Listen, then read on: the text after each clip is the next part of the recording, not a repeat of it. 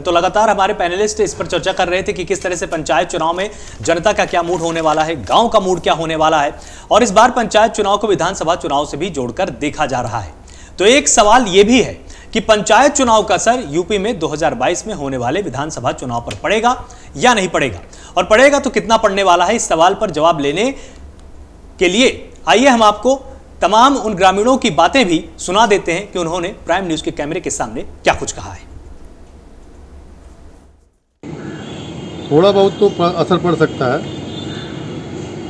जैसे कि आपने अभी देखा कि हालांकि बिल्कुल तुरंत ही पंजाब में बहुत बड़ा नुकसान हुआ, केंद्र सरकार पूरे तरीके से साफ हुई वहाँ पे, उसका असर यहाँ के पंचायत चुनाव में भी, आगे विधानसभा चुनाव में भी उसका भारी परिणाम होगा। बहुत ज़्यादा पड़ेगा सर, पंचायत चुनाव का नाम है बहुत ज़्यादा प्रभाव पड़ने वाला है, तो ये का नाम है चुनाव का विधायक, और इसका असर जरूर विधानसभा चुनाव में भी दिखेगा। अब ये समझ लीजिए ये सब छोटे चुनाव हैं, अगर इन छोटे चुनाव में किसानों ने इनका साथ नहीं दिया तो बड़े चुनाव में किसान तो बिल्कुल इनके ऊपर हावी हो जाएगा। अभी तो भाई साहब पंचायत चुनाव हो रहा है, पंचायत चुनाव के रिजल्ट का असर विधानसभा में जरूर दिखाई पड़ेगा। जरूर पड़ेगा, क्योंकि जनता इस दुख को झेल रही है, उसका असर चुनाव में पड़ेगा, जरूर पड़ेगा। खास तौर से असर तो पड़ेगा ही, हैं? देखने को मिलेगा ये, क्योंकि महंगाई लोगों को कमर तोड़ कर रख दिया है। तो पंचायत चुनाव में गांव का मूड क्या है, इस पर लगातार हमारी चर्चा चल रही थी और हमने आपको खुद ये दिखाया कि ग्रामीणों का क्या कुछ कहना है कि विधानसभा चुनाव में इसका असर पड़ेगा या नहीं पड़ेगा। किसान आंदोलन पर इसका असर पड़ेगा, जो किसान आंदोलन का असर है इस पर पड़ने वाला या नहीं पड़ने वाला। हमारे साथ डॉक्टर अजय उपाध्याय लगातार जुड़े हुए हैं, गौरव मिश्रा हमारे साथ जुड़ गए, प्रवक्ता बीजेपी, आपका बहुत बहुत स्वागत है प्राइम न्यूज पर, और राजनीतिक विश्लेषक के तौर पर संदीप हमारे साथ लगातार जुड़े हुए हैं। तो गौरव, सबसे पहले अब आपके पास आना चाहेंगे, आप क्या अंदाजा लगा रहे हैं कि विधानसभा चुनाव पर इसका असर पड़ेगा, और असर किस आधार पर पड़ेगा? आप इस पर कितनी जीत दर्ज कर पाएंगे या इस पर अभी भी आपको तैयारी करनी है? देखिए, असर कितना पड़ेगा ये तो पंचायत चुनावों के परिणाम के बाद स्पष्ट हो पाएगा। यदि वो परिणाम हमारे पक्ष में जाते हैं, भारतीय जनता पार्टी के पक्ष में जाते हैं, जैसा कि हमारा विश्वास है, तो निश्चित रूप से विपक्ष को ये सीधा संदेश जनता का हो जाएगा कि किसान के तीनों कानूनों के मुद्दे पर विपक्ष के साथ जनता नहीं है। यद्यपि अन्य प्रदेशों में भी देखा गया है कि इस मुद्दे पर जनता ने विपक्ष का साथ नहीं दिया है। दूसरी सबसे बड़ी बात है कि यदि विपक्ष की स्थिति मजबूत होती है, क्योंकि ये चुनाव जो हो रहे हैं नए परिसीमन पे हो रहे हैं, जो आरक्षण की जो व्यवस्था है उनको रिशफल किया गया है, तो निश्चित रूप से ये एक नए स्वरूप में इन चुनावों को देखा जा रहा है, और इसके परिणाम किधर होंगे, किस तरफ जाएंगे, ये आने वाला समय ही बताएगा। लेकिन ये चुनाव बहुत ही कड़ाई के साथ और बहुत ही अनुशासित तरीके से इसे संपन्न कराया जाएगा। तो जो पिछले पंचायत चुनाव में जो देखने में आता था वो चीजें इसमें नहीं दिखाई देंगी, जो मैनिपुलेशन हो पाता था। मुझे लगता है कि यदि विपक्ष के पक्ष में थोड़ा बहुत भी जाता है तो निश्चित रूप से इन मुद्दों को जिंदा रखने का प्रयास किया जाएगा। आगामी विधानसभा चुनावों के लिए कुछ बचा कर रखने का प्रयास विपक्ष करेगा, लेकिन मुझे पूरा विश्वास है कि वो धराशायी हो जाएगा, उनकी मंशा जो है वो कामयाब नहीं हो पाएगी, और इनके पंचायत चुनाव के परिणाम जो है वो स्पष्ट कर देंगे भारतीय जनता पार्टी के पक्ष में। ठीक है गौरव, आप जब टिप्पणी कर रहे थे तो अजय मुस्कुरा रहे हैं, अब उनकी मुस्कुराहट का राज क्या है वो खुद बता देंगे। अजय, ऐसी क्या बात कह दी, वो तो साफ कह रहे हैं। अजय जी, मिश्रा जी ने खुद ही अपनी आंसर खुद उन्होंने दे दिया कि किसान आंदोलित जो है और किसान कानून जो बना है किसानों के कृषि के विरुद्ध में, उसका नतीजा आंदोलित नहीं है महोदय, विपक्ष आंदोलित है, विपक्ष आंदोलित है। मैं बीच में नहीं बोलता हूँ मिश्रा जी, एक एक कर बोला जा सकता है आपके भी बीच में, बोलने दीजिए, लेकिन मैं नहीं बोलता हूँ, एक बंद करता हूँ। तो पंजाब में अभी चुनाव नगर पंचायतों का, नगर निगम का हुआ है, और वहां भाजपा की क्या हालात हुई है मिश्रा जी ने इसको जरूर देखा होगा मुझे लगता है, और यदि नहीं देखा है तो उस रिजल्ट को जरूर देखना चाहिए, क्योंकि मीडिया तो नहीं दिखा पाई, मीडिया का रोल जो होना चाहिए वो नहीं हो पाया। हाँ, ये छोटे भी अहमदाबाद में और हैदराबाद में कोई चुनाव गृह मंत्री लगातार जाकर के लड़ते हैं तो उसको भी 10 दिन तक चुनाव का जो है रिजल्ट दिखाती है मीडिया। तो मुझे लगता है किसान के मुद्दों पर जो निर्णय होना था पंजाब की जनता ने दिया है, हरियाणा की जनता भी देगी, उत्तर प्रदेश में भी मुझे पूरा भरोसा है कि उत्तर प्रदेश में भी वो रिजल्ट कहीं न कहीं उसमें परिलक्षित जरूर होंगे। पश्चिमी यूपी में आज भी भूल जा रहे हैं, मिश्रा जी राजस्थान में भी आपने देखा होगा, वहाँ भी आप ऐसा नहीं है कि पूरी तरह से जीतते हैं।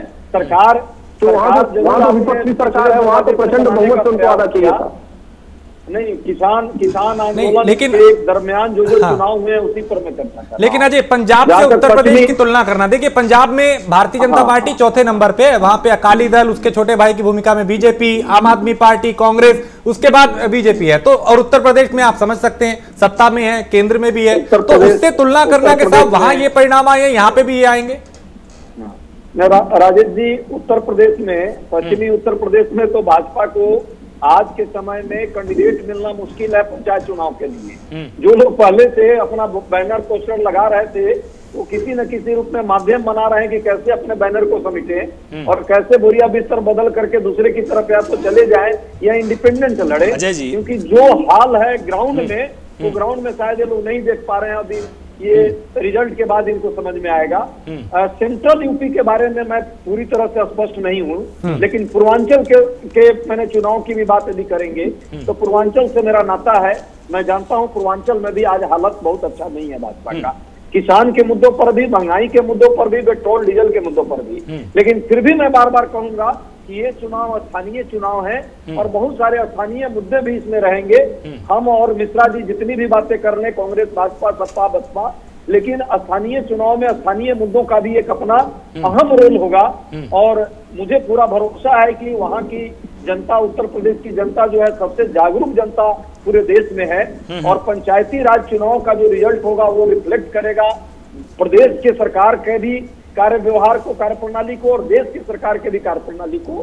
साथ में पंचायती राज के उत्थान में एक नया रूप कैसे बदले, इस पर भी मुझे लगता है पूरा भरोसा है और ये करना भी चाहिए मतदाता को। मतदाता स्टेटिक कभी नहीं रहेगा, गतिशील है उत्तर प्रदेश की मतदाता, सबसे जागरूक मतदाता है। तो देश के अंदर क्या मुद्दे हैं, राज्य के अंदर क्या मुद्दे हैं और उसके स्थानीय स्तर पर क्या मुद्दे हैं, सारे मुद्दे साथ काम करेंगे। चाहे वो जब ब्लॉक में जाता है तो कितना रुपया देना पड़ता है, अधिकारी किस तरह उससे दुर्व्यवहार कर रहा है, यहाँ तक कि जनप्रतिनिधियों का क्या हाल है। मैं तो भाजपा के जनप्रतिनिधि की भी बात करूंगा, मिश्रा जी भी सही बात के लिए भी आज कहीं कोई पैरवी नहीं कर सकते। एक जनप्रतिनिधि और नेता होने के नाते भी अधिकारी का इतना सिर चढ़ गया है, तो इसको भी देख रही होगी उत्तर प्रदेश की जनता। ठीक है संदीप जी, जिस तरह से अजय जी ने यहाँ पर मुद्दों की बात की है, तो आपको नहीं लगता कि कुछ एक मुद्दे ऐसे भी हैं गांवों में जिन पर अक्सर ना तो प्रतिनिधि बात करते हैं और ना ही वहां पर जनता का ध्यान जाता है, कि जैसे भ्रष्टाचार का मामला हो गया, लाल फीताशाही का मामला हो गया, कि जब भी किसान तहसील में जाता है तो उसको मुद्दों की जानकारी नहीं होती है, उसको या तो लेखपाल के पास बैठना पड़ता है या जैसा उसको समझा दिया जाता है वो उन्हीं चीजों को समझ जाता है। इन मुद्दों को भी समझने की जरूरत है क्या यहाँ पर ग्राम पंचायत के स्तर पर? मैं आपकी बात से सहमत हूँ। देखिए, ग्राम पंचायत का जो अपना क्षेत्र होता है, ये एक अलग इश्यू है कि गांव में क्या काम करने हैं प्रधान को, लेकिन गांव के आदमी को ब्लॉक में भी जाना है, गांव के आदमी को तहसील में भी जाना है और गांव के आदमी को जिले में भी जाना है। ये 3 स्टेप हर गाँव के आदमी के लिए होती है और इसके लिए जरूरी होता है ब्लॉक तक का मैटर वो अपने लेवल पे निपटा लेता है, सुलझा लेता है, क्योंकि जो पटवारी हो गए या जो सेक्रेटरी हो गए ब्लॉक से, वो गाँव से जुड़े रहते हैं, हैंडल कर सकता है ग्रामीण। लेकिन जैसे ही चीजें तहसील में जाती हैं, एसडीएम ऑफिस में जाती हैं, तो उसको कहीं न कहीं विधायक की जरूरत पड़ती है। जैसे ही चीजें जिले में जाती है, सीएम के ऑफिस में जाती है, एडीएम के ऑफिस में जाती है, एसपी ऑफिस में जाती है, तो उसको फिर नेताओं की जरूरत पड़ती है, तो सांसद के पास जाता है या तो विधायकों के पास जाता है। तो आज की तारीख में हमें ये भी देखना पड़ेगा, क्या हमारे विधायक, क्या हमारे सांसद इतने समर्थ हैं, क्या वो ग्रामीणों की, गांव के आम आदमी की हेल्प कर पा रहे हैं, क्या उनको योगी सरकार ने इतनी छूट दे रखी है कि वो अधिकारी को फोन करके काम करा सकते हैं, यह सारी पावर आज की तारीख में अधिकारियों के पास है। तो जिस तरीके का माहौल है, जिस तरीके की गाँव में चर्चा होती है, जो नुक्कड़ सभा होती है, उनमें हर आदमी की जबान पे एक ही बात है कि मोदी सरकार में नेता, विधायक, एमपी कमजोर हुए हैं, उनको पूरे राइट्स नहीं है अधिकारियों तक, सारी चीजें ब्यूरोक्रेट के हाथ में और अधिकारी मनमाने तरीके से काम करते हैं। इसीलिए कहीं ना कहीं पैसे का चलन, रिश्वत का चलन भी बढ़ रहा है, तो लोगों में नाराजगी है। इस चीज को देखते हैं मोदी सरकार या योगी सरकार किस तरीके से हैंडल करती है। ठीक, संदीप जी देखिए, प्राइम न्यूज ने जो सर्वे किया है उसमें खुद सर्वे में जो लोग शामिल हुए थे वो कैमरे पे अपनी बात कहते हुए नजर आए। हमने अभी प्रतिक्रियाएं सुनाई थी, लोगों ने महंगाई का भी जिक्र किया। पंचायत चुनाव में उन्होंने कहा कि साहब कई तरह की चुनौतियां हैं, पेट्रोल डीजल महंगा हो रहा है, गैस महंगी हो गई, ऐसी भी प्रतिक्रियाएं दी। तो क्या ये जो मुद्दे जो राष्ट्रीय स्तर के हैं, जो राज्य स्तर के हैं, वो भी इस पंचायत चुनाव में हावी रहने वाले हैं? जी देखिए, बिल्कुल, अगर चुनाव पंचायत चुनाव जो है तो अभी तक नहीं होता था, पार्टी बेस्ड चुनाव नहीं होता था, लेकिन इस बार अगर पार्टी बेस्ड चुनाव हुआ तो चाहे वो ग्राम पंचायत से प्रधान का चुनाव हो, चाहे वो विधायक का चुनाव हो, जिला पंचायत का चुनाव हो, जिला परिषद का चुनाव हो, तो कैंडिडेट को कहीं ना कहीं भारतीय जनता पार्टी के कैंडिडेट को जो नाराजगी है वो हमेशा मौजूदा सरकार के खिलाफ लोगों में होती है। चाहे महंगाई को लेकर बात कर लीजिए, चाहे भ्रष्टाचार को लेकर के बात कर लीजिए, चाहे जिस तरीके की घटनाएं पिछले कुछ समय से आ रही है, रेप हो रहे हैं, उन चीजों को, तो इन चीजों का विरोध कहीं ना कहीं सरकार को झेलना पड़ता है। जी, तो गौरव जी, जिस तरह से यहाँ पर विश्लेषण किया संदीप जी ने, बहुत सारे ऐसे मुद्दे हैं कि आपको कहीं ना कहीं गुस्से का सामना करना पड़ेगा। जवाब तैयार कर लिए हैं आपने सारे? मैंने बिल्कुल, मैं बता रहा हूँ। तो देखिए, एक नैरेटिव और एक माहौल बनाने का प्रयास किया जाता है कि एंटी इनकम्बेंसी है, सरकार का विरोध है जनता के अंदर में। लेकिन 2014 से लगातार आज 2021 तक कई चुनाव हमारी सरकार, हमारी पार्टी ने जीते हैं। और एक बात आपको स्पष्ट करना चाहेंगे, भारतीय जनता पार्टी का कार्यकर्ता या नेता थानों का, तहसील का और डीएम ऑफिस का दलाल नहीं होता है।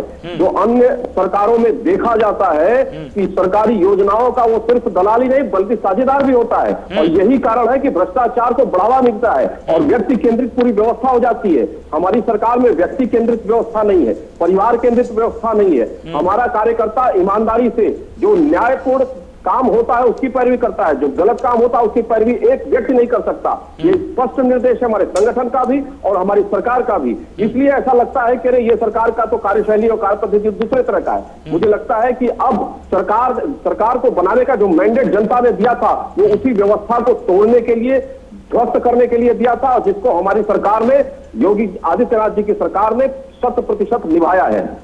लेकिन आपको नहीं लगता कि मौजूदा वक्त में कई ऐसी चुनौतियां हैं, क्योंकि अब पंचायत चुनाव भी पार्टियों के सिंबल पे होगा तो जाहिर है किसानों का मुद्दा भी उसमें हावी होगा। लोगों ने खुद अपनी प्रतिक्रियाएं दी, हमारे प्राइम न्यूज ने जो सर्वे हमने किया उसमें खुद ऑन कैमरा उन्होंने कहा कि साहब पेट्रोल डीजल के दाम बढ़ रहे हैं, महंगाई बढ़ रही है, किसानों का जो मुद्दा है वो भी है। मिली जुली प्रतिक्रियाएं आई, तो इसमें आप कैसे समझा पाएंगे लोगों को? राजेश जी, उसी किसानों के मुद्दे में यह भी मुद्दा है कि 5 लाख रुपए का आयुष्मान भारत का उसको इंश्योरेंस भी मिला है। किसान सम्मान, पीएम किसान सम्मान निधि 6,000 रुपए 3 किस्त में साल में किसान को मिला है। उज्ज्वला योजना में गैस चूल्हा मिला है। तमाम ऐसी योजनाओं का लाभार्थी वही किसान भाई है, वही अन्नदाता है जो प्रधानमंत्री और मुख्यमंत्री जी भेज रहे हैं। चाहे वो प्रधानमंत्री आवास योजना हो, मुख्यमंत्री आवास योजना हो, वो भी योजनाएं उन तक पहुंची है। 10 करोड़ शौचालय अगर बने हैं देश में तो वो किसानों के भी बने हैं, उसमें ज्यादातर संख्या किसानों की। तो वो ये भी देख रहे हैं कि किस तरीके से पॉलिसी ड्रिवन गवर्नमेंट होती है और भारतीय जनता पार्टी के नेतृत्व में चलने वाली सरकार उन योजनाओं को उन तक पहुंचाती है। 1 रुपए का पिलफरेज नहीं होता है, सीधे उनके खातों में पैसे जाते हैं। तो ये भी तो किसान देख रहे हैं। सिर्फ एक माहौल बना देने से, एक झूठी कवायद गढ़ देने से कि ये काला कानून का एक काला पन्ना, एक काला अध्याय तो बता नहीं पाए और काला कानून बता करके कह रहे हैं कि किसान नाराज है। दरअसल के पास तो विपक्ष के पास कोई मुद्दा ही नहीं था और ये मुद्दा उनको किसी तरह से मुस्कुरा रहे हैं फिर से पकड़ने का अवसर मिल गया और उसके आधार पर अपनी राजनीति सेकने का काम कर रहे हैं। खुशी हो रही है अजय जी को बहुत ज्यादा आपकी बातों को सुनकर। स्वीकार करेगी। अजय जी फिर से एक बार मुस्कुरा रहे हैं। अजय जी, शुक्ला जी, चूंकि जिस तरह से चर्चा हो रही है, मैं मानता हूं गौरव मित्रा जी भाजपा के प्रवक्ता है, भाजपा का विचार रखने आए हैं तो निश्चित तौर पे भाजपा के पक्ष को रखेंगे, कांग्रेस या किसान के पक्ष को नहीं रखेंगे। लेकिन सच्चाई है कोरोना काल में क्या क्या हुआ पूरा देश देखा, किस तरह की परिस्थितियां आर्थिक तौर पे छिन्न भिन्न हो गई है पूरे देश का पहले से ही, उसको भी पूरा देश देख रहा है। बेरोजगारी और महंगाई किस आलम में पहुंच गया है, क्या हालात है देश का, सब देख रहे हैं। उत्तर प्रदेश की भी बात कर ले तो उत्तर प्रदेश में ठाए ग्रुप के अलावा क्या क्या चला पूरा देश देख रहा है। चिन्मयानंद जी से लेकर के और सिंगर जी तक के, तो सारे कायनात को और सारे सरकार के प्रयास को भी लोगों ने देखा। अजय जी, आज की इस पूरी की पूरी बहस का हमारा कोर सेंटर यही है कि जो इस तरह के मुद्दे हैं, जो कि रोज देखिए चर्चाएं आप मैं अक्सर इन तमाम मुद्दों पर हम लोग करते हैं, क्या इनके आधार पर अब की बार वोटिंग होगी क्या पंचायत चुनाव में, या इसलिए पार्टियां इस पर ज्यादा ध्यान नहीं देती? क्योंकि देखिए जब इसमें चुनाव हो जाएगा, प्रतिनिधि जीत जाएंगे तो इससे मुख्यमंत्री तो कोई चयनित नहीं हो जाएगा, इसलिए पार्टी इसको बहुत हल्के में लेती है कि मुद्दों पर उतनी गंभीरता से जाकर जनता से सीधा संवाद नहीं होता है जितनी गंभीरता से होना चाहिए। नहीं, देखिए पार्टियों के बैनर पर वाकई सिंबल पर चुनाव पहले नहीं होते थे और इंडिपेंडेंट लोग इस चुनाव को लेते थे, लेकिन यदि इस बार अभी भाजपा ने इसको आगे बढ़ाया है और प्रयास कर रही है प्रदेश की सरकार जी, तो बस एक जरूर हमारी शंका आज भी है और आगे भी रहेगी कि निष्पक्षता का पूरा ख्याल रखे। यदि निष्पक्षता के साथ चुनाव होगा तो दूध का दूध पानी का पानी आ भी जाएगा, पहली बात। दूसरी बात, एक बात बस लास्ट करूंगा मैं, जी ने कहा कि हमारी सरकार में जो है जनप्रतिनिधि इसलिए पावरफुल नहीं है कि वो दलाली करते थे, और इसका मतलब इन्होंने खुद ही अपने सारे जनप्रतिनिधियों को दलाली की श्रेणी में रख दिया। अरे भाई, जनप्रतिनिधि यदि एमएलए चुनाव में लड़के जीतता है, एमपी जीतता है, विपक्षी सरकारों की हमने बात किया है अजय जी, विपक्षी सरकारों की हमने बात किया है। 5 सेकेंड, आपने पूरा बयान साफ तौर पर सुना नहीं। गौरव जी, यदि विपक्ष के लोगों का बात किया है तो आपके लोगों की क्यों नहीं चल पा रही है? मान लीजिए ठीक है, विपक्ष के लोग वही काम करते हैं, हमारा तो पूरा संगठन का ढांचा है, पूरी व्यवस्था है, एक योजना को लेकर हम लोग जाते हैं जनता के बीच में। भाजपा और बसपा और सपा के लोग ये काम करते भी थे, हम सबने देखा भी है बहुत हद तक, लेकिन वहां यहाँ चूंकि उनके प्रतिनिधि नहीं है तो मैं उस पर ज्यादा टिप्पणी नहीं करना चाहूंगा। लेकिन ये भी सच्चाई है कि आपके लोग तो बड़े चाल चेहरा चरित्र के वाले लोग हैं, फिर मुख्यमंत्री जी आपके लोगों को क्यों नहीं सुनते? अधिकारी क्यों इस तरह का काम करता है? चलिए इस पर जवाब लेंगे। सुना है आपको ना, अधिकारी को नहीं सुना है। ये गौरव मिश्रा को वोट देगा लोग, अजय उपाध्याय को वोट देगा लोग, हारे या जीते हैं, ये अधिकारियों को नहीं वोट दिया है। ठीक है अजय, दोबारा मैं आपके पास आऊंगा, आपकी टिप्पणी पे जवाब लूंगा। लेकिन संदीप जी, अब चूंकि कार्यक्रम के हम लोग आखिर में आ रहे हैं और हमने मिली जुली प्रतिक्रियाएं जो हैं वो भी देखी और अलग अलग एंगल को लेके हमने इस पूरी चर्चा में हर सवाल को उठाने की कोशिश की। इस सर्वे में खुद जो प्राइम न्यूज के कैमरे पे जो लोग थे, जो ग्रामीण थे, जो गरीब थे, जो किसान थे, उन्होंने अपनी बात को रखा कि उनके क्या मुद्दे रहेंगे, किस बात से वो नाराज हैं और किस बात से उनको उम्मीदें हैं। मैं आपसे ये समझना चाहता हूं, आपका एक अनुभव रहा है, मैं आपसे ये समझना चाहता हूं कि क्या पंचायत चुनाव में इस बार किसानों का जो मुद्दा है क्या वो भी हावी रहेगा? क्या पेट्रोल डीजल के जो दाम बढ़ रहे हैं क्या वो भी होगा? क्या जो महंगाई की एक बात की जा रही है क्या वो भी होंगे? और किस तरीके से पश्चिमी उत्तर प्रदेश इस चुनाव को प्रभावित करेगा? ये तमाम चीजें मैं आपसे विस्तार से समझना चाहता हूं। राजेश जी, मैं आपको बताऊं, जब कमल का फूल लोगों को दिखाई देगा बटन दबाने के लिए चुनाव चिन्ह के रूप में, तो कमल का फूल का मतलब आप समझ सकते हैं। आज की तारीख में प्रदेश में भी सरकार कमल के फूल की है, केंद्र में भी सरकार कमल के फूल की है। अगर लोगों को उनकी स्कीम पसंद आएंगी, जिस तरीके से भारतीय जनता पार्टी के हमारे साथी ने बताया कि लोगों को गैस का सिलेंडर भी मिला है, लोगों को हेल्थ कार्ड भी मिला है, लोगों को अभी कोरोना टाइम में 2 बार मुफ्त का राशन भी मिला है, अगर ये चीजें काम कर गई तो मुझे लगता है कमल के फूल का बटन ज्यादा दबेगा।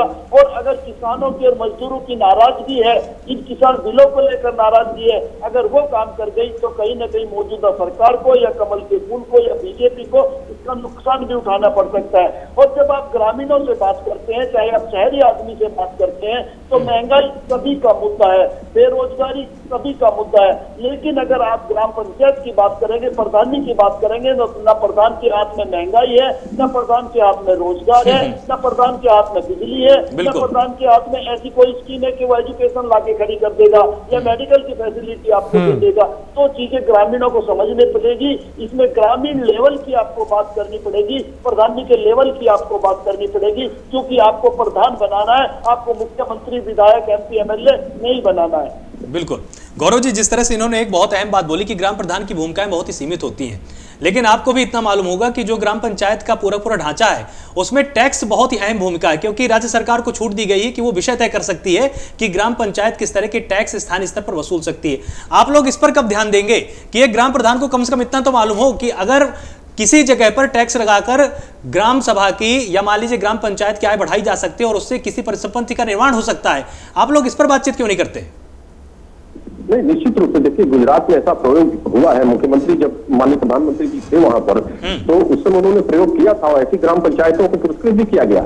और उत्तर प्रदेश में भी जो हमारी पार्टी ग्राम पंचायत के स्तर पर लड़ने की बात कर रही है, उसके पीछे का सिर्फ कवायद यही है कि राष्ट्र निर्माण की दृष्टि से जब तक ग्राम स्वराज्य की परिकल्पना साकार नहीं होती, हमारी पंचायतें मजबूत नहीं होती और राष्ट्र निर्माण की विचारधारा के लोग प्रतिनिधि नहीं बनते, तब तक सबसे इकाई स्तर पर सरकारी योजनाओं को 100% नहीं उतारा जा सकता।